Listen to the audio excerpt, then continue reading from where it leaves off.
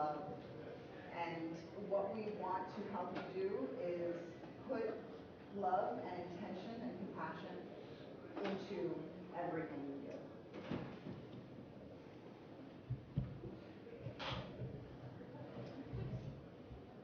I'm not used to navigate from behind here. It didn't work when I did it.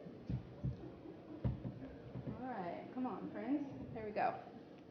So Southeast Streaming would not be possible without these sponsors. If you haven't already, please visit their booths. We are very grateful for them investing in our community. So thank you to our sponsors. Whoops, one too far. So warning, we make the Kool-Aid. We make the Salesforce Kool-Aid every day. It is our pleasure to encourage other people to drink the Salesforce Kool-Aid.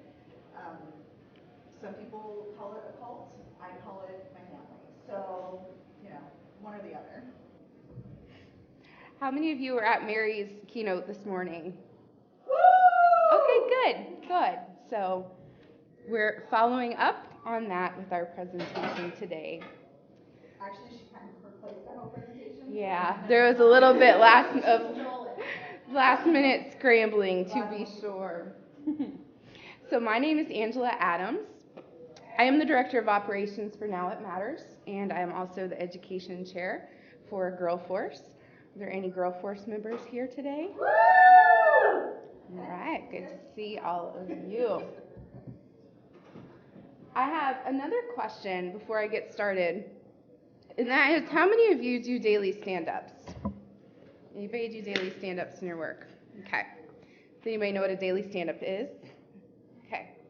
Daily stand-up is when project management teams, usually using an agile project management method, will get together once a day, typically first thing in the morning, and see each other face-to-face and give an update on what they're working on. We have those on our team. We have them every morning. And I sure did end a daily stand-up a few months ago by saying, "Love y'all," at the end of our stand-up. And so that is my interesting, embarrassing moment. It's very much coming out of the sense of community that my Salesforce journey has fostered. So this is my family. And I'm kicking off with this slide because my husband and I are foster parents to these two wonderful kiddos. And about last fall, our son, Jonathan, started having a lot of trouble in school, to the point where he was acting out aggressively. I was getting phone calls often. I had to come pick him up because he wasn't able to stay in the classroom environment. As it turns out, Jonathan has a sensory processing disorder, which we didn't know at the time. And he requires pretty predictable environments. So when he was at home and we were able to control the environment, we knew how to keep him safe and calm. But if you can imagine anywhere where there's bright lights, big spaces, loud noise, lots and lots of people, any kind of shift, so like going from lunch to playtime or from playtime to lunch, totally trigger a crisis in that little guy right there. Even though everybody else would say nothing seems wrong. For him, huge problem. My workday very quickly got hijacked by driving him from one appointment to the other, from one caregiver to the other, just trying to find consistency for him in small spaces. And it wasn't just the driving time that proved challenging. I was perpetually distracted. I was always, kind of listening for that phone call to come saying I needed to get him. One eye always looking for the email from the caseworker about something else. Meanwhile, I tried to continue to do all the things, right? I tried to keep going for the sake of my wonderful team, as you can see here. As I mentioned earlier, I'm the Director of Operations at Now It Matters. We're a Salesforce implementation partner for small to medium nonprofits. We have a truly incredible team, as any of you who know my coworkers can attest. I was stressed beyond belief, but I didn't want to let my team down, so I tried to soldier on, hiding behind this well-constructed veneer that everything was fine. Everything was totally fine, just going on about my day. Then one day I had a really hard conversation with my boss, and he called me out Not for the things you might expect, like taking conference calls in my car or having Thomas the Train on in the background, but for not asking for help. That was an excruciatingly difficult conversation for me as a career woman. Somewhere along the trajectory of my life journey as nonprofit practitioner to Salesforce professional to foster mom extraordinaire, I had bought into the myth that I could do it all, that I needed to be able to do it all without asking for help.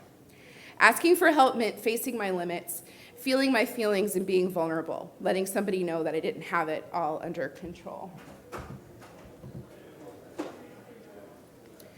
But I needed to ask for help because the fact of the matter is, I can't do it all. None of you can do it all. We aren't meant to do it all, and that's where the power of community comes in. So I have two communities that I'm a part of within the Salesforce ecosystem. The first one is my work community at Now It Matters. And my team all rallied around me to make me able to continue to advance in my career and be able to take care of my son.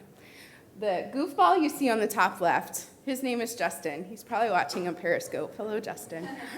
He's our jester at Now It Matters. He keeps everything really light, and even in difficult times, what he adds to our community is a really great sense of humor. And one day, when I was having a really awful day, I went out to get my mail, and there at my front door was a green beach ball, about this big. No envelope, no box, just the ball, with a stamp on top of it. It's mailed to me from that goofball, with all of the sayings that he had picked out from Chatter, encouraging me, telling me how grateful he was and how well we were doing as a team because of my leadership. Another community that has really helped me along the path is the Girl Force leadership team, down there in the bottom right. You can see our friends there.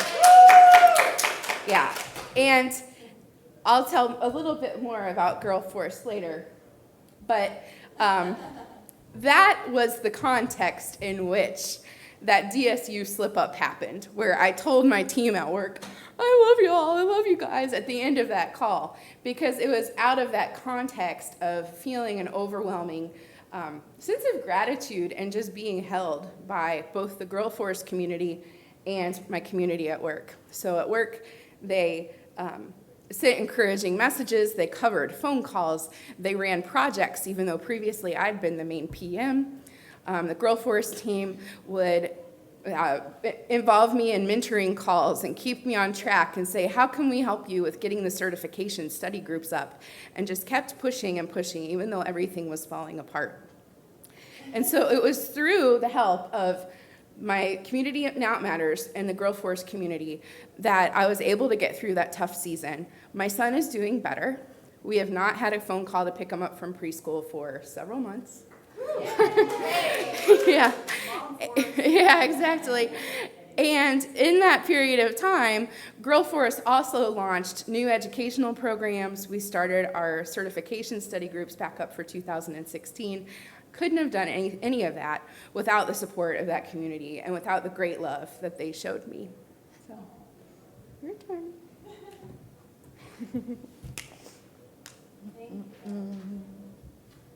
How do I do this? Just like that. Yep. So this is my life right here. His name's Riker. He has changed me as an individual, which most of us go through as parents. But before he came along, I was not like a drifter physically, but I had no plan for my life. I was driving a forklift at a supply chain warehouse. I did a great job. I refused to enter management because I knew that this was not what I was destined to do. So I got a dev org, and I fell in love at first click. And I joined a user group, and my Salesforce journey began. And I said, wait, maybe I am brainy and footsie enough to do this. Who knows? The first time I went to Dreamforce, I made these little cards. So I take an index card, I write expect the best in everything, and whichever Dreamforce it is. And I made 20 of them for every Dreamforce I've ever been to, and I just leave them places. And it brings such joy and peace to me It's a very selfish thing. I feel great doing it. But somebody picks that up and has that thought, and that seed is planted in them at that kind of event. How many people have been to Dreamforce? It's a game changer. The energy there is completely infectious. It's full of Kool-Aid opportunities. So that was my shift from, I'm not sure where I'm going, to, holy crap, look at everything in front of me, excuse me. Look at everything in front of me, at everything I can do. So I fell in love with Salesforce and the Success community. This was before the Power of Us Hub, which is a nonprofit-centric community, kind of a sister to the Success community, which you should all join at success.salesforce.com.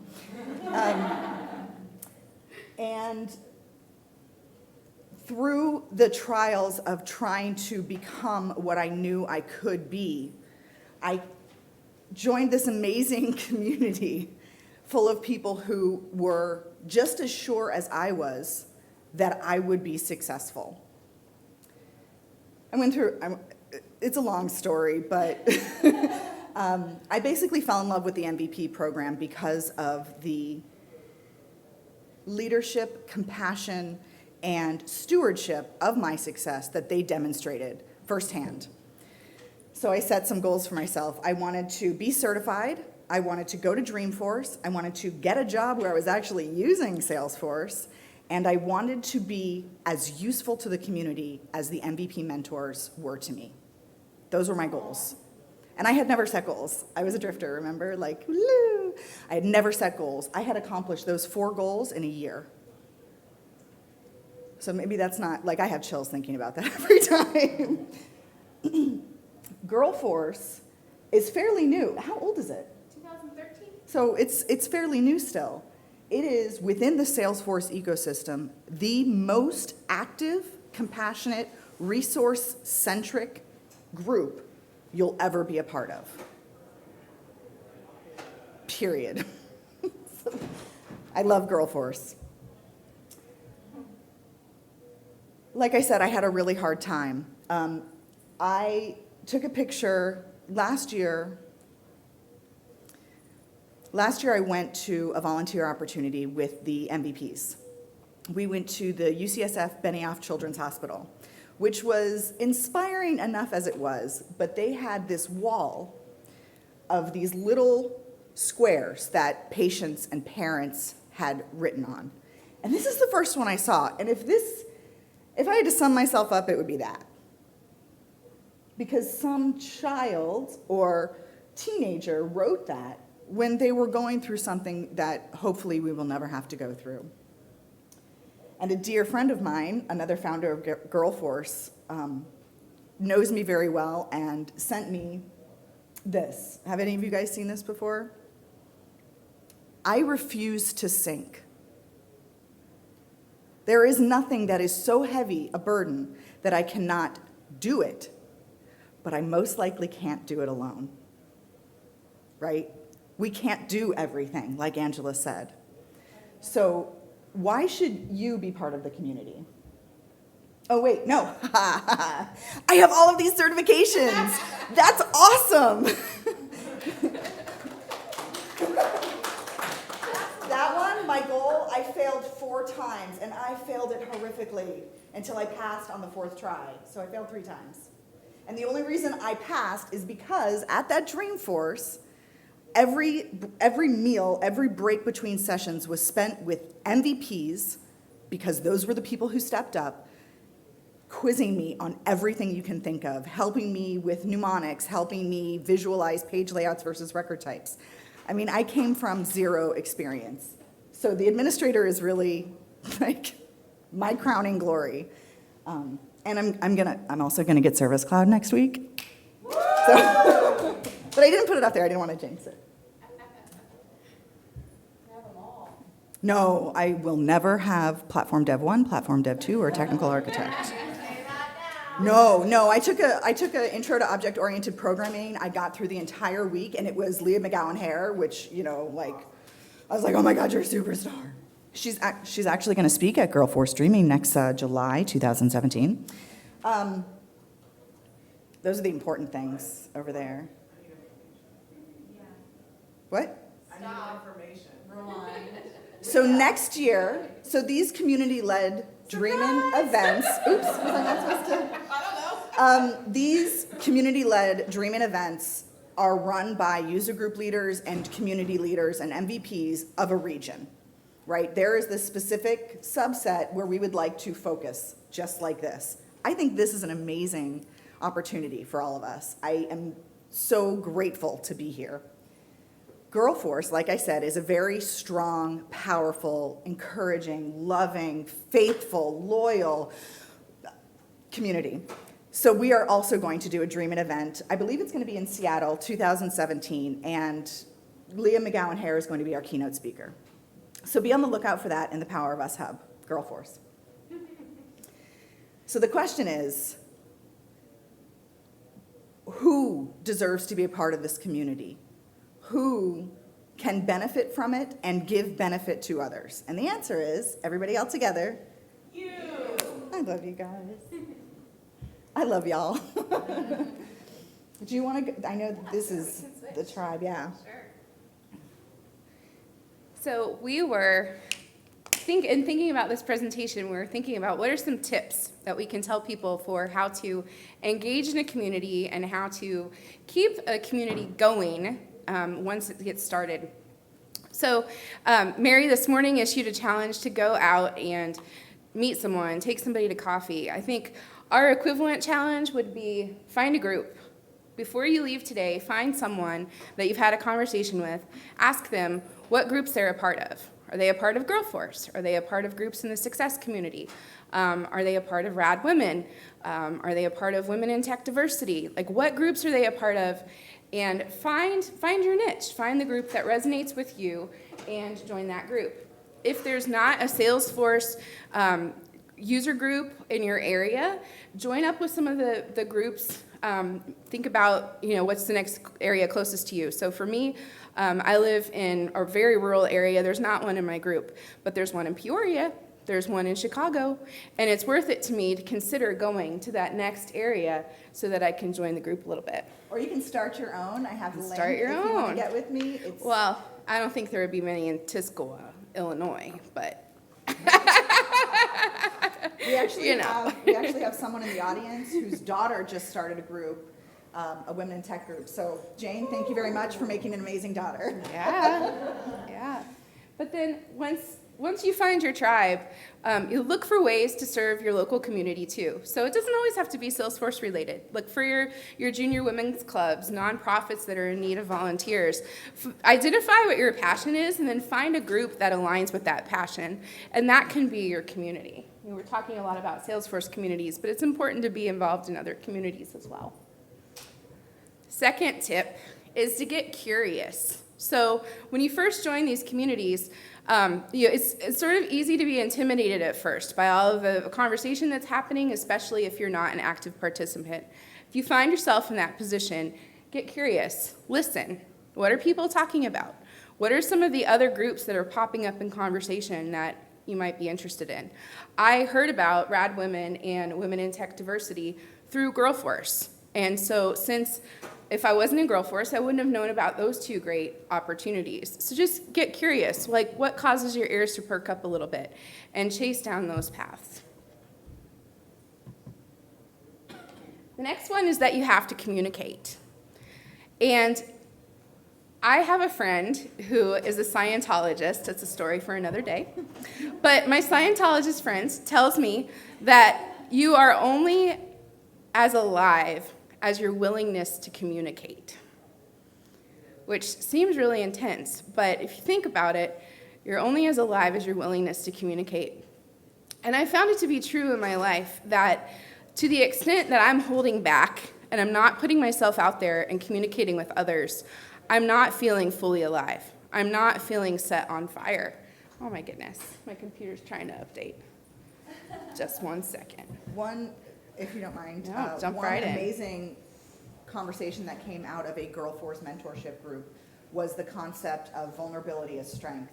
Nobody wants to be vulnerable. They don't want to admit that, a million things. I'm not good enough. I'm not a good enough mom. I am not as productive. Usually these are all in our head. But when you share that vulnerability with someone, they respect you and find you stronger for it. And that's what I got out of Girl Force, that power of vulnerability. If you share a little bit of yourself with someone, you've just added them to your journey. You've just added them as one of your supports. So find a group that, like Mom Force in the success community, where you can be yourself and be vulnerable and strong at the same time. Thank you.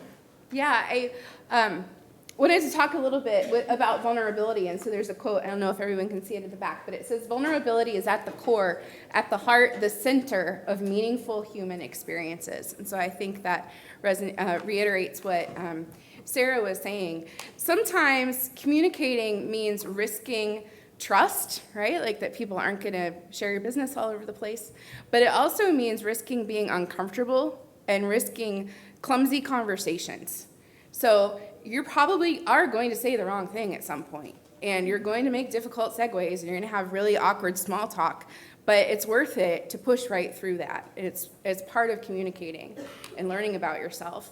And I would say that for me, that communication has been the trick to community. I find that if I'm only taking from my community experiences, if my only transactions are like a consumer, that I don't really feel the full value of community.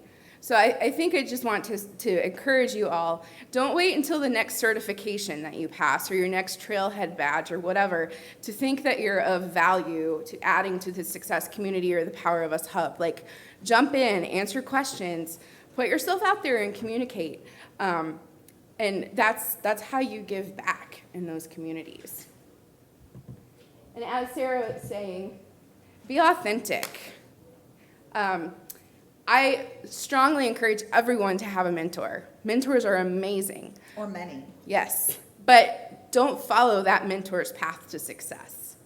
Don't do exactly the same thing that they did, or feel this burden like you have to keep up with the certifications and the trailhead badges. Their path is not yours. Find your own path. A good example of this is a while back, I was feeling a lot of pressure to be a dev. And so I got my developer certification. I did it. I did Rad Women, which was amazing. And then I had this moment where I was like, oh, I can do this, but do I really want to? And the answer for me was no. I want to spend time on different things. So just because I'm not, whatever that is, doesn't say anything about my competence or my worth to be able to do it. That's just not my path. And so I just encourage you all to be authentic and go on the path that's intended for you. Love changes us. Well, I didn't even want to say it. Like, we've all had experiences that have changed us, and the ones that have changed us for the better have involved love and compassion and giving. This community, this platform, which is far more than actual technology, changed my life entirely. So I am 100% dedicated to it, and I make the Kool-Aid. Love, giving love, and finding yourself able to receive love in return will change you entirely. And will make you a more valuable member of whichever community you decide to join, whichever one resonates with you. A hearty invitation to all of you to join success community groups, to join Girl Force if you are a nonprofit. Join us in the Power of Us Hub. We have study groups and skill shares, which are open to everyone. So come check us out. It's a great community. And there's one more slide. MVP Ta-da! office hours are once a month. I can't remember the exact date, so I don't want to tell you wrong. I do have handy dandy business cards with all of that information on it. They are a monthly call where MVPs get on and users get on. And users say, hey, I've got this bit of code that does this. How do I do this? And MVPs are quick to the draw to answer your questions or point you in the right direction. MVPs are not perfect. They do not know everything, but they know a lot of people who do. So MVP office hours, please feel free to take one of these cards. They're also at the registration desk. It makes us really happy to help. So please let us. Thank you. Oh, I'm glad you're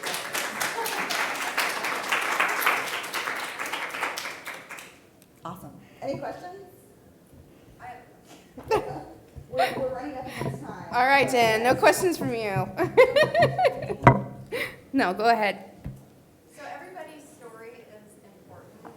Where do they share their stories? If everybody in here was to contribute one thing a week to the success community, I experienced this, why Advent Spring, or, you know, even here's a tip for you, where can they go in and do this?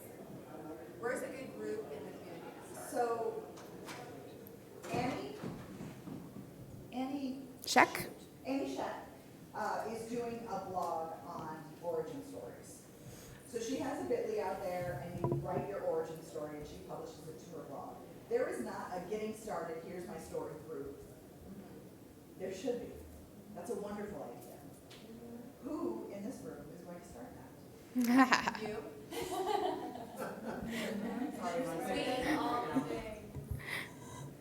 It's a great idea for a group, and I feel that a lot of people I know there's a lot of people who are very new to Salesforce here.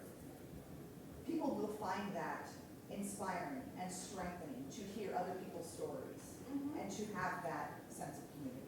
So start the group. I'll join. Another good place to get started is various groups have the brag baskets, and that's a really great way to sort of put yourself out there in terms of your journey. Like, hey, I completed my certification this week, and it's a place where people can really rally around you and encourage you to keep going. And Girl Force has brag baskets every Friday. I know some of the other groups have them, so that's one way too to get people's stories. Yeah, who are the people behind what we're doing? Because I know I can learn something from every single person in this room. Absolutely. My favorite quote is Bill Nye. Everyone you ever meet will know something you don't. Yes. Bill Nye, the science guy. You can steal from them. Thank you very much. Thank you. Thank you.